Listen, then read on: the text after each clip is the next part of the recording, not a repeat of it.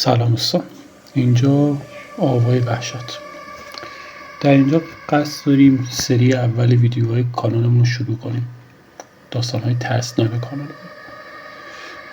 و قبل هر چیز از اون درخواست دارم ما رو سابسکرایب کنید که ویدیوهای جدید اون باز برای شما نمایش داده بشه و با لایکاتون از ما حمایت کنید. خب بریم سر داستان. این داستان برای ما ارسال شده و واقعی و غیر واقعی بودنش تصمیم با شماست. اسم داستان: خانه متروکه. ماجرا از اونجا شروع شد که تصمیم گرفتیم 5 نفری سفر کنیم، بریم به یکی از روستاهایی که میگفتن برای ویدیو می‌خواستیم ازش استفاده کنیم که ثابت کنیم این موجودات وجود دارن یا ندارن، یا اصلا دلیل خالی بودن اون روستا، متروکه بودن اون روستا بی‌دلیله. که روستای پایینی اعتقاد داشت که اون روستایی که جلوتر از اوناست توسط موجود ماورای جن و اینا تسخیر شده. ما زمانی که به روستای اول رسیدیم، قبلش بگم ما 5 نفر بودیم، 5 تا دوست که تو این سفر هم کنار هم بودیم: علی، سارا، محمد، نرگس، پیمان. این داستان رو یکی از این خانم‌ها ارسال کرده که من اسمشون اسم واقعیشون نیست که ارسال شده از سمتشون. حالا ممکنه واقعیت باشه، واقعی نباشه. زمانی که به روستای اول رسیدیم از مردم راجع به روستای بعدی سوال میکردیم، همه میگفتن که شما به اونجا برین دیوونه اید و اینکه تو اون روستا رو موجودات ماورایی تسخیر کردن. وقتی ما و هیچ کس جرئت نمیکرد وارد اون روستا بشه و حتی سگ ها هم نزدیک اون روستا نمیشدند. یعنی دور و بر اون روستا سگ هم نبود. وقتی ما نزدیک اون روستای بعدی شدیم که میگفتن متعدد موجودات تسخیر شده، ما کلا این ماجرای مردم روستای پایین رو زیاد قبول نداشتیم. گفتیم آقا اون توهم‌ها چیزایی که مردم داشتن. برای همین خواستیم یک شب تو اون روستا بمونیم، تو یکی از خونه‌های اونجا. ولی داستان زمانی شروع شد ما تصمیم گرفتیم اونجا بمونیم. علی، سارا، نرگس، پیمان و محمد. ما 5 نفر خواستیم تو اونجا بمونیم. زمانی که مستقر شدیم و یه جورایی خواستیم یه کلیپی هم بگیریم برای یوتیوب، شاید بازدید خورد، صدای پا میشنیدیم از بیرون خونه که داره به ما نزدیک میشه. محمد دفتر باز کرد، گفت چیزی نیست، هیچ خبری بیرون نیست و به احتمال صدای باد بوده، چون صدای بادی هم میومده. و ما توهم زدیم شاید تأثیر حرفای مردم روستای پایینیم که اینقدر تو گوشمون گفتن، ما هم باور رسیدیم، ذهنمون داره تلقین میکنه. ولی واقعا یک چیزی اونجا بود. وقتی شب شد اوضاع خیلی بدتر شد. خود به خود صدا دویدن ها بیشتر میشد، صدای ناله می اومد، صدای بچه می اومد و ناله های وحشتناکی پخش شده بود تو کوچه های اون روستا که ما هممون دور هم نشسته بودیم، داشتیم برای اینکه حواسمون به هم دیگه باشه داشتیم بعضی حرف میزنیم، صحبت میکردیم، تا اینکه پیمان گفت من میخوام برم تا بیرون و برمیگردم. ما برای این مبنا گذاشتیم که این داره برای سرویس بهداشتی میره. زمان گذشت ولی خبری از پیمان نشد. پیمان ناپدید شده بود و این برای ما ترسناک بود. هر چقدر صداش کردیم پیمان رو پیدا نکردیم. هر جا صداش کردیم پیمان رو پیدا نکردیم. و علی ته دلش داشت خالی میشد.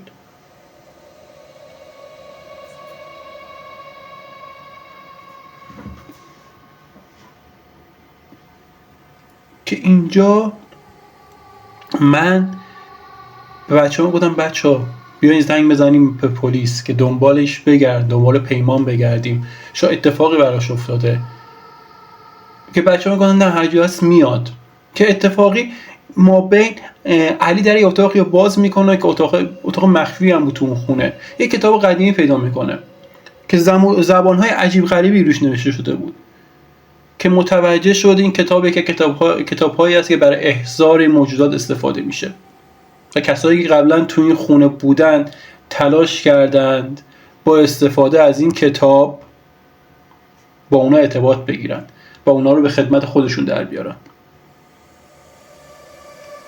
اما همه چی به شکل اشتباه، وحشتناک اشتباه پیش رفته. بازم بچه‌ها این باور نمی‌کردن، میگفتن پیمان برمیگرده. حتی علی اون کتابو دید بازم باور نمی‌کرد. ولی ته دل من خالی شده بود. نرگس مثل دیوونه‌ها میخندید و کلا داشت به جای نگاه می‌کرد، خیره میشد و میخندید. محمد کلا تو ذهن کلا یه خوب مثل قبل نبود، کلا خیلی ساکت و پرخاش شده بود. بین ما بودن ولی انگار نبودن.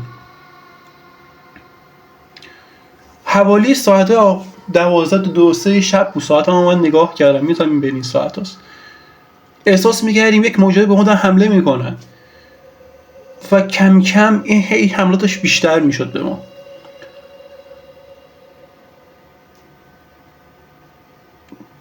محمد کلا بین اون چند ساعتی که ما اونجا بودیم، محمد، نرگس، علی و من، پیمان که پیداش نبود. ما 4 نفر واقعا تو فشار بودیم و واقعا استرس داشتیم از این قضیه و واقعا ترسیده بودیم. نرگس مثلا دیوونه‌ها میخندید. جوریشی بود که آخر اصلا نرگس در رو باز کرد و گفت من دیگه اینجا نمیمونم و دوید از اون خونه رفت بیرون. تو اون روستایی که ما خوف کرده بودیم ورود کنیم بهش، یعنی میترسیدیم از درش خارج بشیم. در اون خونه‌ای که تو اون روستا بود در رو باز کرد، دوید گفت من میرم روستای پایینی، نمیتونم اینجا بمونم. محمد هم دنبالش دوید به خاطر اینکه نذاره اون مثل پیمان گم گور بشه، رفت دنبالش. ولی من و علی میدونستیم که اونا هم دیگه بر نمیگردن، چون با صداها و اتفاقات و سرصدایی که داشتیم میدیدیم دیگه باور رسیدیم این روستا تسخیر شده. من و علی تو تلاش بودی که از اون روستا خارج بشیم. علی گفت که آقا یا آخرش مرگ یک بار، شیون یک بار، یا زنده میمونی یا زنده نمیمونی، آخرش باید به جای برسیم. علی اون کتابو با خودش حمل کرد.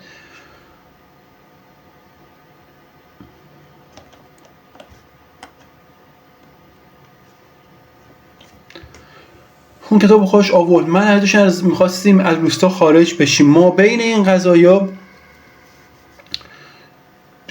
نزدیک دهنه کوچه سر یه کوچه‌ای بودیم.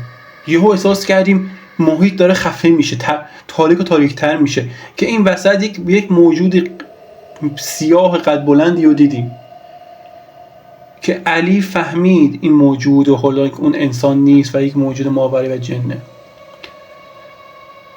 و به دنبال انتقام اومده بود به خاطر ما به حریمشون تجاوز کرده بودیم. علی اون لحظه میاد اون کتابو آتیش میزنه که شاید از دستش رها بشیم و اون موجود برای ناپدید میشه. ما به این هوا که آقا دیگه ما اینجا بیخیال ما شدن و که با ما کاری ندارن، از خروجی روساشیم خارج میشدیم که برگشتم پشتم و دیدم علی نیست. علی غیب شده بود. من مونده بودم و تنها. منی که تا 10 دقیقه پیش فکر میکردم علی پشتم داره میدوه و یک چیزی مثل علی با من داشت صحبت میکرد و این خیلی ترسناک بود. من نه جرئت داشتم دنبال علی بگردم، نه راه ادامه بدم، ولی ناچار شدم هر جوری هست فقط بدوم. شاید فاصله من تا روستای پایینی خیلی زیاد بود، شاید یک مسیر 1 کیلومتری بود، فقط من دویدم. جوری شده بود که یک جا وقتی به روستای پایین رسیدم فهمیدم یک بام کتونی بوده و یک بام کتونی نبوده و پای کتونی نبوده پر خون بوده، اینقدر سنگ پامو بریده بوده. از ترس حس درد نمی کردم. اما این وسط پیمان، نرگس، محمد، علی نبودند و من فقط برگشته بودم. منی که اومدم تو روستای پایین برای همه تعریف کردم که اون بالا چه اتفاقی افتاد، به پلیس زنگ بزنم و برم علی نوحچه رو پیدا کنن و با اون اوضاع آسیب دیدم. همه میگفتم اون بالا هست و همه‌شون باور میکردم، ولی کسی اون وقت شب جرئت نمیکرد بره تو اون روستا. حوالی ساعت 3:30-4 صبح بود که پلیس و اوژانس اومدن.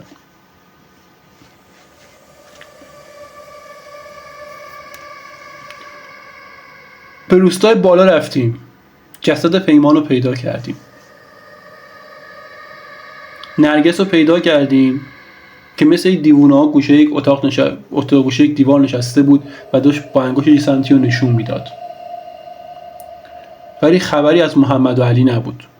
هرچی روستا رو گشتم مامورا پیدا نشدن، حتی تا 1 کیلومتر بالاتر از روستا هم گشتن که میگفتم اون دره است. توی دره هم گشتیم یک جورایی، ولی پی خبری ازشون نبود. یک پیرمردی تو روستای پایین بود میگفت وقتی شما وارد اون روستا شدید عملاً وارد حریم اونا شدید و با آتش زدن اون کتاب قوانین اونا زیر پا گذاشتید و اجازه دادید اونا هر بلایی میخوان سر شما بیارن. و منی که برگشتم به شهر خودم و چندین پزشک منو دیدم و بازم مثل قبل نشدم و هنوز شبها اون احساساتو دارم. و نرگسی که همچنان در گوشه یک تیمارستان‌های تهران داره همچنان با انگشت به یک جای اشاره میکنه و نمیتونه حرف بزنه.